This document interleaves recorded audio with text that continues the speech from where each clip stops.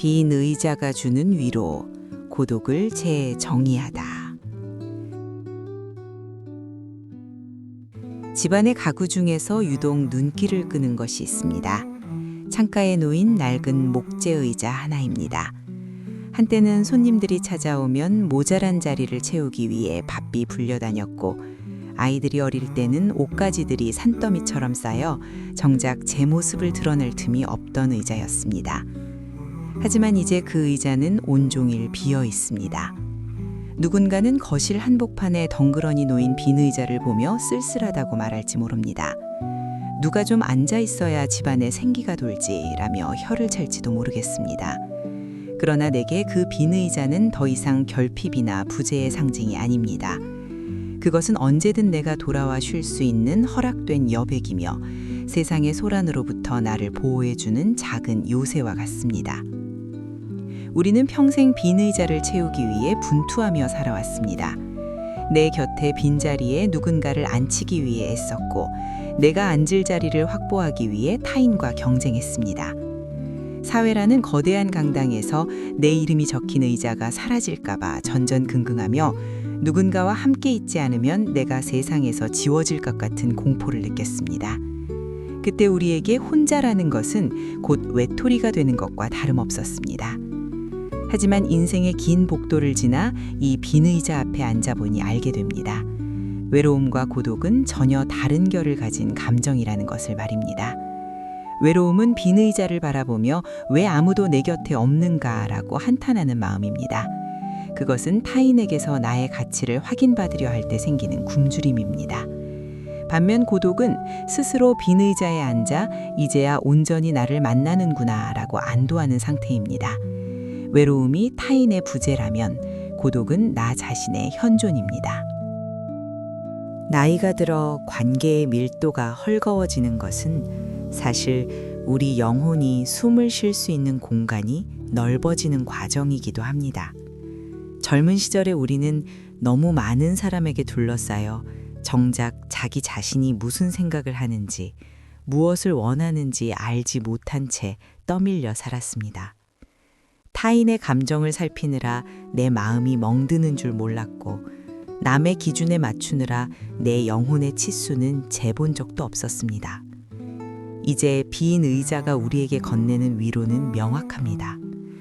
이제 더 이상 누군가를 위해 연기하지 않아도 좋다는 선언입니다.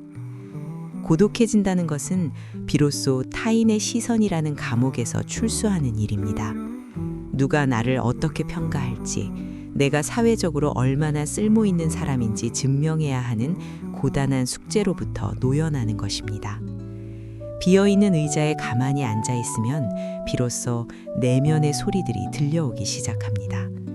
창밖을 스치는 바람의 질감, 찻잔에서 피어오르는 김의 모양, 그리고 내 깊은 곳에서 오랫동안 억눌려 왔던 작고 소박한 소망들 말입니다. 어느 날 홀로 사는 선배의 집을 방문한 적이 있습니다. 거실 한가운데 의자 2개가 마주보고 놓여 있더군요. 한 자리는 선배의 자리였고 맞은편 의자는 비어 있었습니다. 혼자서라도 손님용 의자는 준비해 놓았네? 라며 내가 그 빈 의자에 앉으려 하자 선배가 웃으며 말했습니다. 거긴 내 침묵이 앉는 자리야. 가끔 저 빈 의자를 보며 대화를 나누곤 해. 오늘 내 마음은 어떤지, 내가 나 자신에게 서운하게 한 건 없는지 물어보면서 말이야. 그의 집은 적막했지만 초라하지 않았습니다. 오히려 그 빈 공간은 기품 있는 평온함으로 가득 차 있었습니다. 그는 타인이 채워주지 못하는 내면의 허기를 고독이라는 양식으로 스스로 채우고 있었던 것입니다. 우리는 흔히 혼자 있으면 치매에 걸린다거나 사회적으로 고립되면 빨리 늙는다는 말로 고독을 경계합니다. 물론 타인과의 교류는 중요합니다. 하지만 영혼의 성장은 반드시 홀로 있는 시간의 여과기를 거쳐야만 이루어집니다.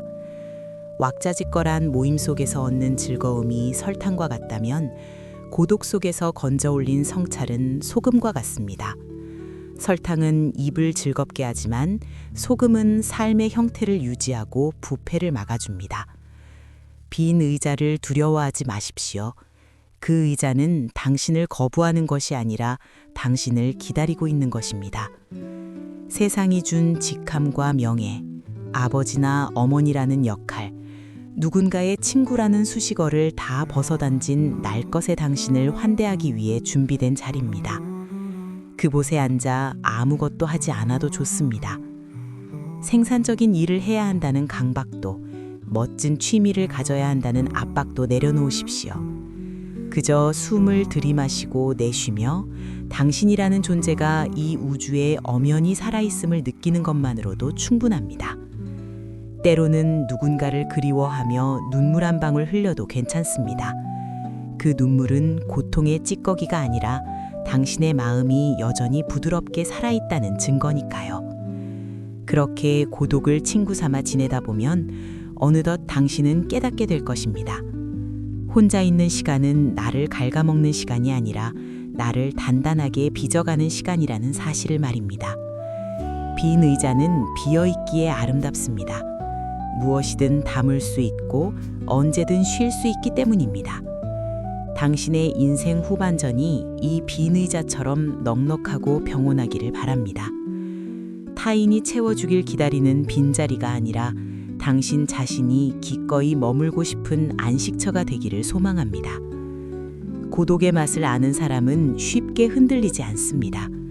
이미 자기 안에 가장 든든한 동반자인 나를 품고 있기 때문입니다. 당신의 집 거실에 혹은 당신의 마음 한복판에 빈 의자 하나를 놓아보세요. 그리고 하루에 단 10분만이라도 그 자리에 앉아보세요. 핸드폰을 내려놓고 텔레비전을 끄고 오직 당신의 숨소리에만 집중하는 시간을 가져보세요. 처음에는 어색하고 불안할지도 모릅니다. 하지만 그 불안을 견디고 나면 세상 그 누구도 줄 수 없었던 깊은 위로가 당신을 찾아올 것입니다. 당신은 지금 혼자인 것이 아니라 비로소 당신 자신과 대화하는 중입니다. 그 대화가 당신의 노후를 얼마나 풍요롭게 할지 한번 기대해 보시겠습니까?